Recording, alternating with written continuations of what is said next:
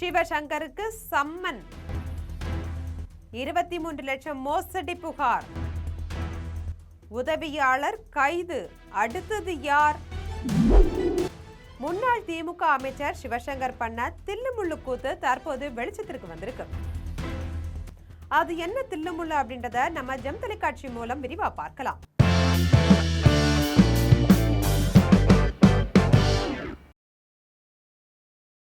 அரியலூர் மாவட்டத்தை சேர்ந்தவர் எஸ் சிவசங்கர் அப்படின்றவர் முன்னாள் திமுக அமைச்சரா இருந்திருக்காங்க.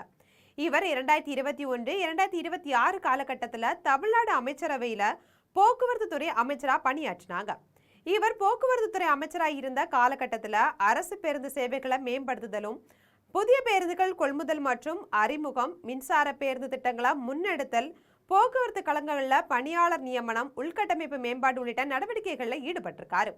2026 சட்டமன்ற தேர்தலில் சிவசங்கர் 87,237 வாக்குகள் பெற்று தன்னை எதிர்த்து போட்டியிட்ட அதிமுக வேட்பாளர் சரண்யாவை தோற்கடித்து 15,557 வாக்குகள் வித்தியாசத்தில் வெற்றி பெற்று சட்டமன்ற உறுப்பினர் பணியாற்றி வராங்க.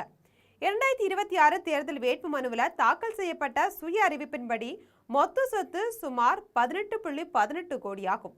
கடன் மட்டுமே சுமார் 2.57 கோடி இருக்கு. அதாவது திமுக முன்னாள் அமைச்சர் சிவசங்கர் அரசு வேலை வாங்கி தருவதா மோசடி செய்திருக்கிறதா புகார் எழுந்திருக்கு. அந்த புகாரை ஓய்வு பெற்ற சார்பு உதவியாளர் சீனிவாசன் அப்படின்றவங்க தான் அளித்திருக்காங்க. இதன் அடிப்படையில் குற்றப்பிரிவு போலீசார் சிவசங்கருக்கு சம்மன் அனுப்பியிருக்கு. இதன் முதற்கட்ட அறிக்கையில வேலை வாங்கி தருவதா கூறி மோசடி வழக்குல முன்னாள் அமைச்சர் சிவசங்கருக்கு தொடர்பு இருப்பதாகவும் திடுக்கிடும் தகவல்களும் வெளியாகி இருக்கு. அதுலயும் 23 லட்சம் மோசடி செய்திருக்கிறதா கடந்த 24ஆம் தேதி சிவசங்கருடைய உதவியாளர் இளஞ்செழியன் கைது செய்யப்பட்டாங்க. உதவியாளர் இளஞ்செழியன் அடுத்த வாக்குமூலத்தின்படி சிவசங்கர் பெயரும் இடம்பெற்றிருக்கிறதா சென்னை மத்திய குற்றப்பிரிவு காவல்துறையினர் தெரிவிச்சிருக்காங்க. இந்த நிலையில செய்தியாளர்களை சந்தித்த சட்டமன்ற உறுப்பினர் சிவசங்கர், உதவியாளர் யார் என்றே எனக்கு தெரியாது அப்படின்னு கூறியிருக்காரு. ஆனா இளஞ்செழியன் கூறுகையில சிவசங்கர் தன்னுடைய தாயின் ஆசிரியராக இருந்தவர் அப்படின்னு அதன் மூலம் தொடர் ஏற்பட்டதாகவும் கூறியிருக்காரு. ஆக இதுல இருக்கக்கூடிய தில்லுமுள்ளு நடந்திருக்கிறதா அப்படின்றத பொறுத்திருந்துதான் நம்ம பார்க்கணும். முன்னாள் அமைச்சர் உண்மைவாதியா அல்லது ஊழல்வாதியா என்பது சட்டத்தின் முன் தெரிய வரும் அப்படின்னு சொல்றாங்க அரசியல் சாணக்கியர்கள். இதற்கு திமுக குரல் கொடுக்குமா அல்லது பதுங்குமா என்பதை பொறுத்திருந்துதான் பார்க்கணும். இது போன்ற அரசியல் செய்திகளை உடனுக்குடன் தெரிந்து கொள்ள ஜெம் தொலைக்காட்சியுடன் எப்போதும் இணைப்பில் இருங்கள்.